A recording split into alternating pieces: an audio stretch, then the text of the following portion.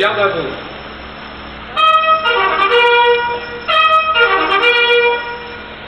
Pour les porte-drapeaux, repos. J'appelle Monsieur Rémi Museau, maire de Clichy, conseiller départemental des Hauts-de-Seine. Mesdames et messieurs, chers Clichy et chers Clichy, ils sont tombés, sans trop savoir pourquoi, hommes, femmes et enfants qui ne voulaient que vivre, avec des gestes lourds comme des hommes ivres, mutilés, massacrés, les yeux ouverts d'effroi. C'est avec ces mots que commence une chanson écrite en français par un certain Varenag Aznavourian. Et si cette poésie est nôtre, son sujet le devient. Quelle que soit la terre ou l'époque où il vit, un être humain qui souffre, un être humain que l'on torture et que l'on assassine, c'est une blessure pour nous tous. C'est alors l'idée même de notre humanité qui est reniée. C'est notre capacité à nous aider au-dessus de la violence et de la cruauté qui est remise en question. C'est ce pari fou de l'humanisme qui se transforme en doute. Ce sont nos lumières qui vacillent. Alors, que peut faire une chanson contre tout cela? Nous ramener à ce qui fait la beauté singulière des femmes et des hommes.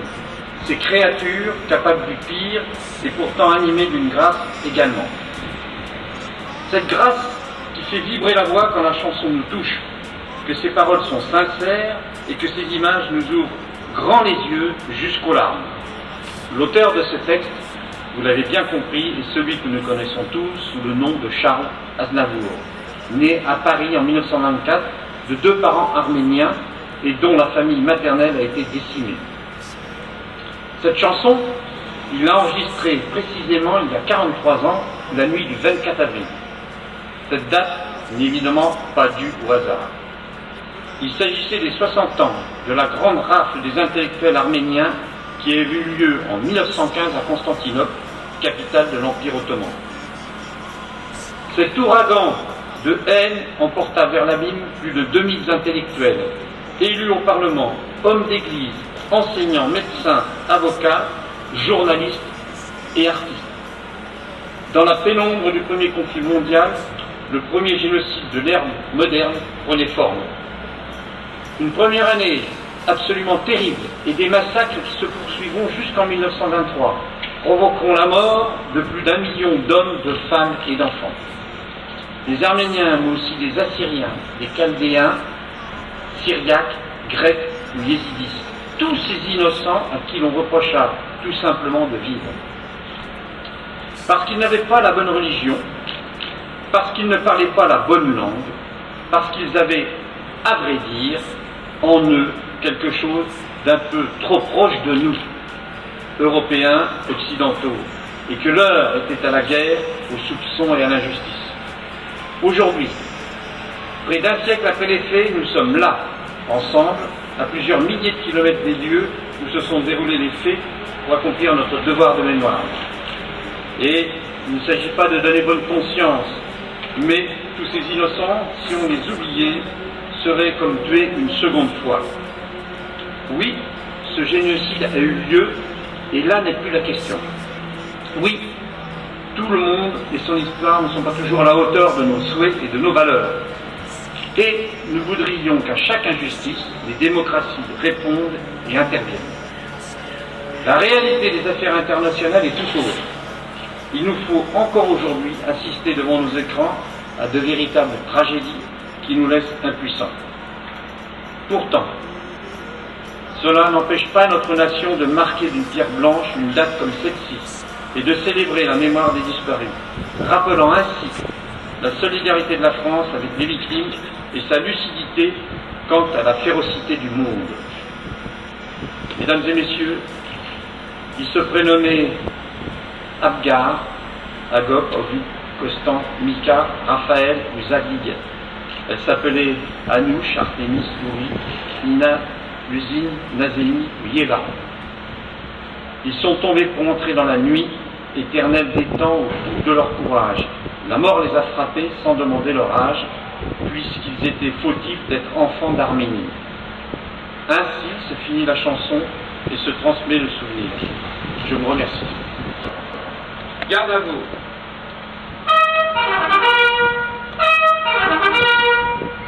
Nous allons maintenant procéder au dépôt des gerbes.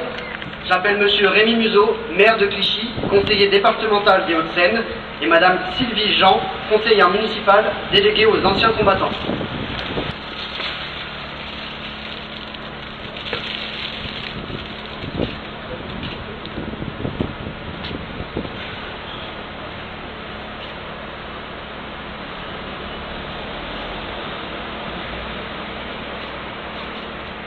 J'appelle Monsieur Rémi Museau, maire de Clichy, conseiller départemental des Hauts-de-Seine, et Madame Marie-Jeanne Colombo, adjoint au maire, déléguée aux anciens combattants.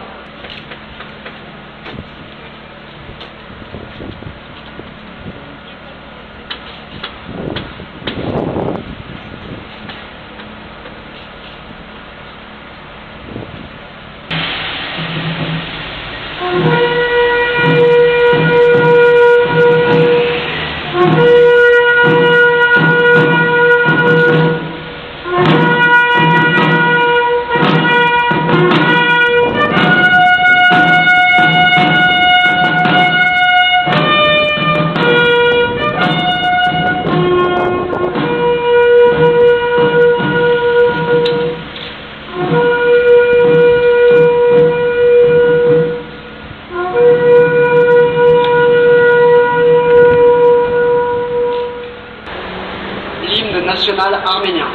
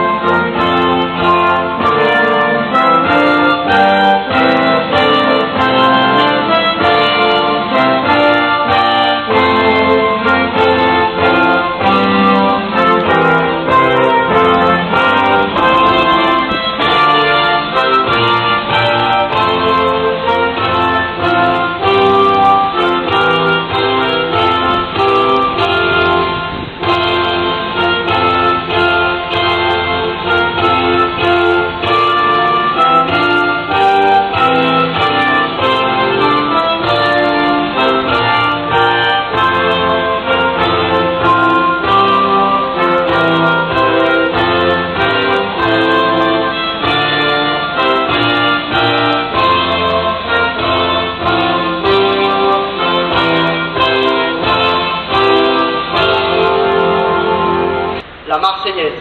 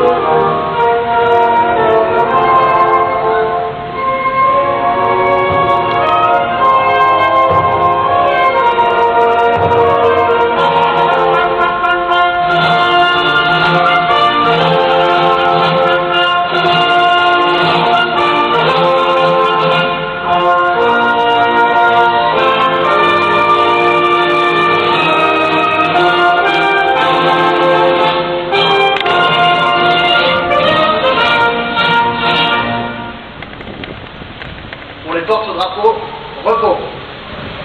Monsieur le maire, je vous invite à sceller les porte-drapeaux.